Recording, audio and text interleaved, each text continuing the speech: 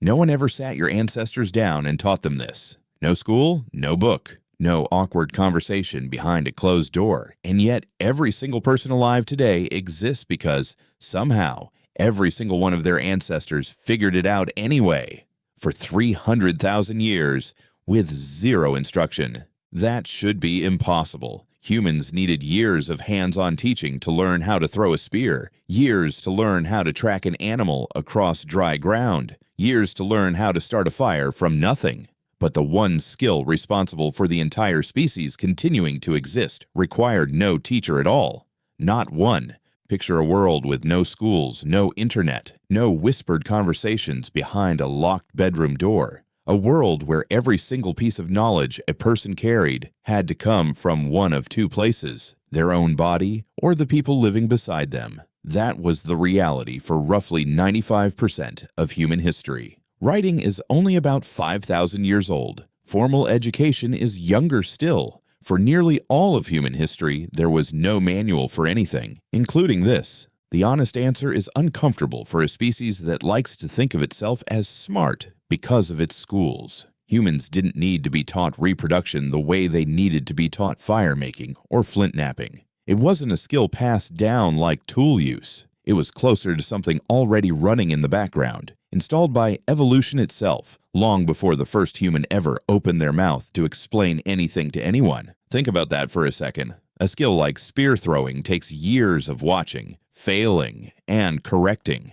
A skill like tracking an animal across dry ground takes a mentor standing beside you for a decade. But reproduction, no hunter-gatherer child sat through a lecture, and yet the species never once forgot how to continue itself. That gap between what had to be taught and what simply worked on its own is the real story here. Evolutionary biologists call this instinct, and instinct is simply behavior that shows up without being learned first. Your body came preloaded with drives, urges, and physical responses shaped by hundreds of thousands of years of survival pressure. Nobody explained hunger to you either. You just felt it, and you ate. Reproduction worked the same way. The desire, the attraction, the pull toward another person, all of it was already built in before your ancestors ever developed language complex enough to describe it. Charles Darwin was the first to put a scientific frame around this in the 1800s, describing how traits that helped an organism survive and reproduce got passed down more often than traits that didn't. He called this natural selection, the process by which the traits best suited to survival and reproduction become more common in a population over time, simply because the individuals carrying them leave more offspring behind. Over time, the traits that helped humans want to pair up,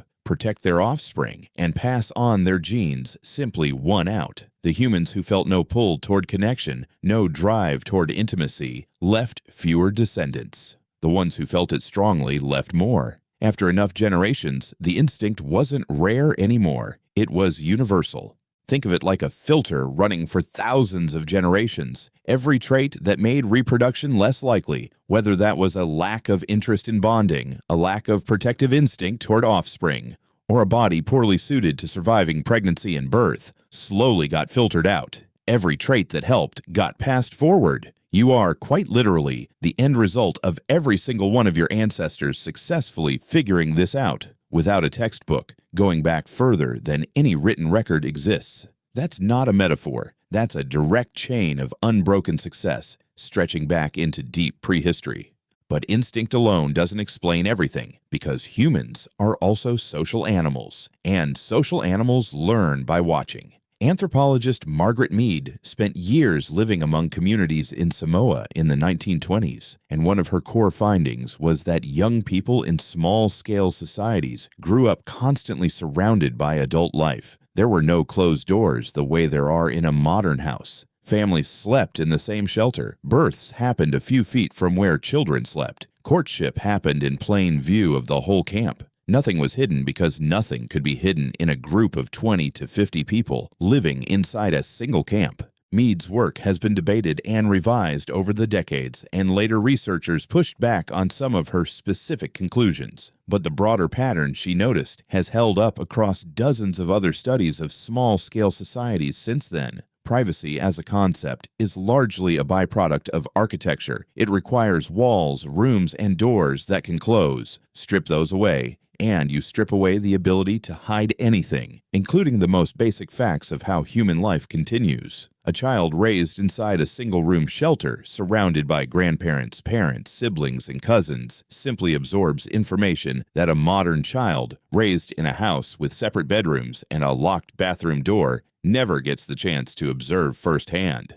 This matters more than it sounds like it should. If you grow up watching adult life happen around you constantly, from birth to death, from courtship to childbirth, you absorb an enormous amount of information without a single lesson ever being spoken aloud. Evolutionary anthropologist Helen Fisher, who has spent decades studying the biology of human attraction, has pointed out that this kind of early constant exposure likely played a major role in how prehistoric humans understood pairing and reproduction. It wasn't taught, it was witnessed over and over until it became familiar. Here's where the picture gets even more interesting. Hunter-gatherer societies studied by modern researchers like the Jew or Huanzi people of southern Africa, often known as the San, don't treat sexuality with the secrecy that many industrialized cultures do. Anthropologists who lived among them for extended periods, including Richard Lee in the 1960s and 70s, documented how openly discussed courtship, pairing, and physical maturity were within these communities. Puberty was marked, attraction was acknowledged, none of it was whispered about behind closed doors, because there weren't really any doors to begin with. Compare that to how differently things work today. Modern life, with its private bedrooms, private families, and increasingly private lives, actually hides far more from children than prehistoric life ever did. That's a strange twist. The species that built hospitals, libraries, and universities somehow ended up knowing less through direct observation than the species that lived in open-air camps 100,000 years ago. So if it wasn't hidden and it wasn't formally taught, how did people know when the time was right? Physical maturity gave the first clue. Puberty is not subtle. The body changes in ways that are impossible to ignore, and those changes were understood by every human society long before anyone had a word for hormones, the chemical messengers your body releases that trigger growth, mood shifts, and reproductive readiness. Prehistoric communities didn't need the chemistry. They just needed to notice the pattern, and humans are exceptionally good at noticing patterns.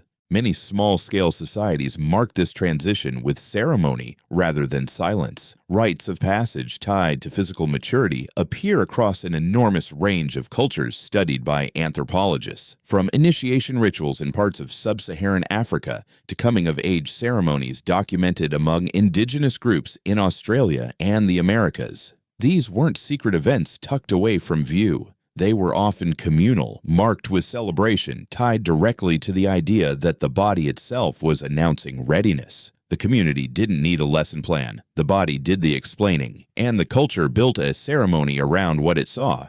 There's also a piece of this that's easy to overlook. Group living meant near constant exposure to infants and childcare. Anthropological studies of foraging societies, including long-term fieldwork among the Hadza of Tanzania, led by researchers such as Frank Marlowe, consistently find that children as young as 5 or 6 were already helping care for younger siblings or cousins. By the time a person reached their teenage years, they had already spent a decade watching pregnancy, birth, and infant care unfold multiple times over. Nothing about the process was a mystery because the mystery had been demonstrated in front of them again and again, since before they could speak in full sentences. Now here's the counterintuitive twist. You'd expect that the more information a society has, the more confident and comfortable people become with a natural biological process. But the opposite has often happened. As societies grew larger, more private, and more structured around written knowledge,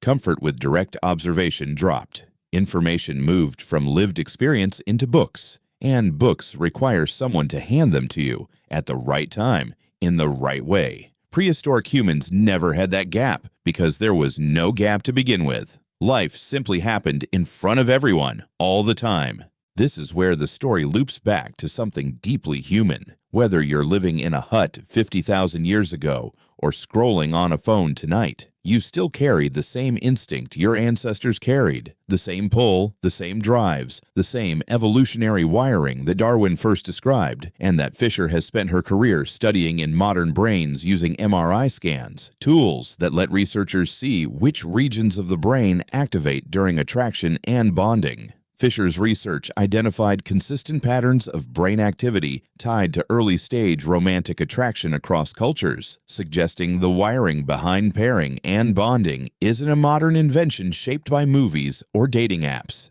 It's ancient circuitry, reused in a completely different world.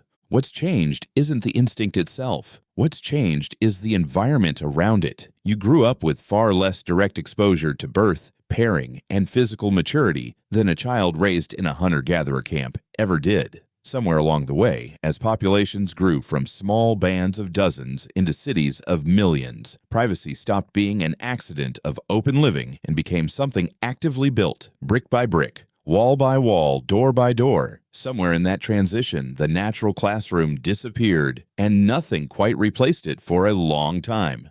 Your instincts are ancient, your environment is brand new, and that mismatch is exactly why modern sex education became necessary in the first place, to fill in a gap that simply didn't exist for most of human history. It's a strange kind of irony. The species that built hospitals, universities, and libraries had to invent a formal system to teach something that every prehistoric child once learned simply by living inside a family, inside a camp, inside a world with no walls thick enough to hide anything. So the next time you wonder how ancient humans figured something out without a single textbook, remember that not everything requires a lesson. Some things arrive already built into you, sharpened by hundreds of thousands of years of survival, and reinforced by a life lived completely in the open, where nothing about being human was ever truly hidden. No one ever sat you down and taught you this either. You just had a much smaller room to learn it in.